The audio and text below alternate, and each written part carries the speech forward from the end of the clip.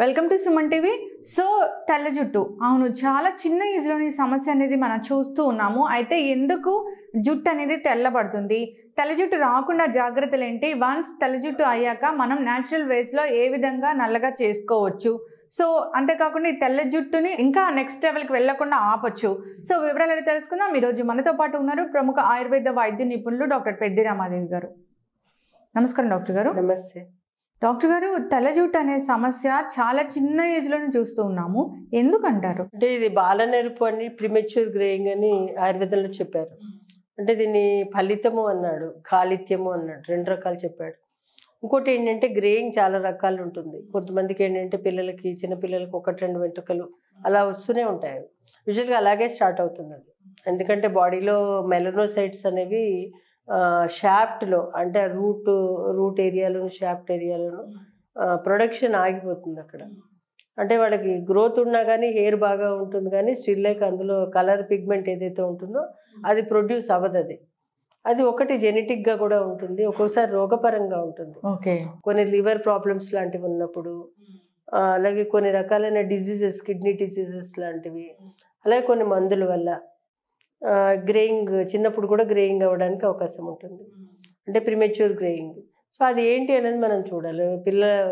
పిల్లవాడు 6 ఏళ్ల వాడు ఉంటాడు, మొత్తం జుట్టు అంతా ముక్కుబుట్టు అయిపోతుంది. అంటే అది ఎందువల్ల, అది న్యాచురల్గా అయిందని ఒకసారి డాక్టర్ చూపించాలి వాళ్ళకి. కొంతమందికి ఏంటంటే మామూలుగానే గ్రాడ్యువల్గా 13-14 ఇయర్స్ ఇవాళ రేపు ఏజింగ్ ప్రాసెస్ అని చెప్తారు వాళ్ళు. వైద్యంలో కూడా వాళ్ళు ఏమంటారంటే ప్రిమెచ్యూర్ గ్రేయింగ్, ప్రిమెచ్యూర్ ఏజింగ్. అంటే 15-20 ఏళ్ళకే వాడు గ్రేయింగ్ అంటే ఏజింగే కదా. సో ఏజింగ్ అంటే హెయిర్ ఏజింగ్ అయిపోతుంది, ఓల్డ్ అయిపోతుంది అనమాట. సో దానికి కొన్ని వైద్యాలు అనేవి చెప్పారు.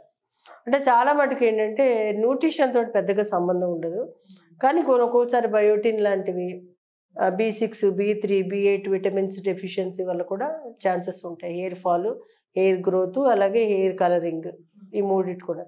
ఒక్కొక్కసారి కొన్ని కంట్రీస్లో కానీ కొన్ని ప్రాంతాల్లో కూడా జింక్ డెఫిషియన్సీ విపరీతంగా ఉంటుంది. అప్పుడు కూడా జుట్టు ఎర్రబడిపోయి తెల్లబడిపోతూ ఉంటుంది. కాబట్టి మన ఫుడ్ లోపల ఇవాళ రేపు చాలా మందికి జింక్ డెఫిషియన్సీ ఎక్కువ. మన దేశంలో అంతగా ఇంకా మొదలవ్వలేదు, డి విటమిన్ అయితే మొదలైంది, కానీ జింక్ అనేది చాలా ఎక్కువ. అందుకే వేరే కంట్రీస్ వాళ్ళకి బ్రౌన్ హెయిర్, వైట్ హెయిర్ అనేది ఉంటుంది. వాళ్ళేమి వేరే రకమైన ప్రాబ్లమ్స్ తోటి ఏమి అవ్వరు. వాళ్ళు ఉండడం అని అంటే వాళ్ళ ప్రాంతంలో వాళ్ళు తినే తిండిలో కానీ వాళ్ళ భూమిలో ఆ సారం లేక వాళ్ళకి అలా వచ్చేస్తుంది అనుకుంటాం కదా. వెస్ట్రన్ కంట్రీస్లో అందరికీ ఎర్ర జుట్టు తెల్ల జుట్టు ఉంటుంది, పూర్వం ఇంకా ఉండేది, ఇప్పుడు తగ్గింది. కాబట్టి మన దేశంలో మన ప్రాంతం వాళ్ళకి మెలనోసైట్స్ ఎక్కువగా ఉన్నాయి కాబట్టి నల్ల జుట్టు ఉంది.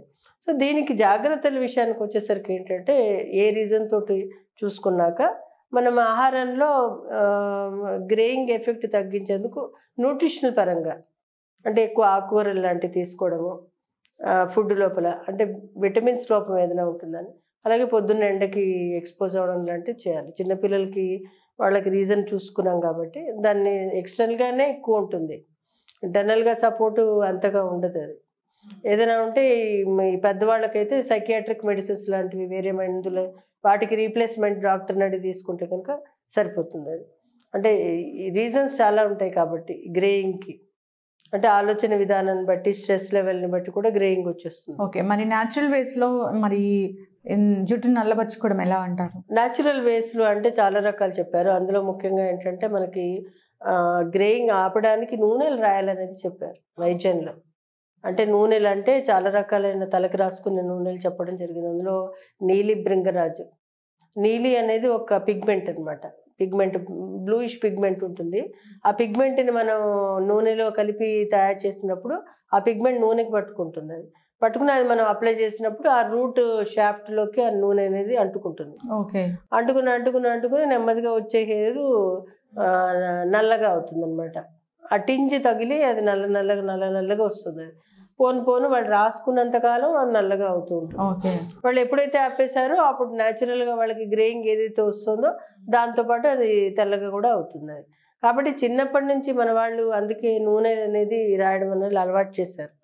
అందులో మెడికేటెడ్ ఆయిల్స్ అంటే ఏంటి, మనది వాళ్ళ మందారాకులు చాలా బాగా పనిచేస్తాయి.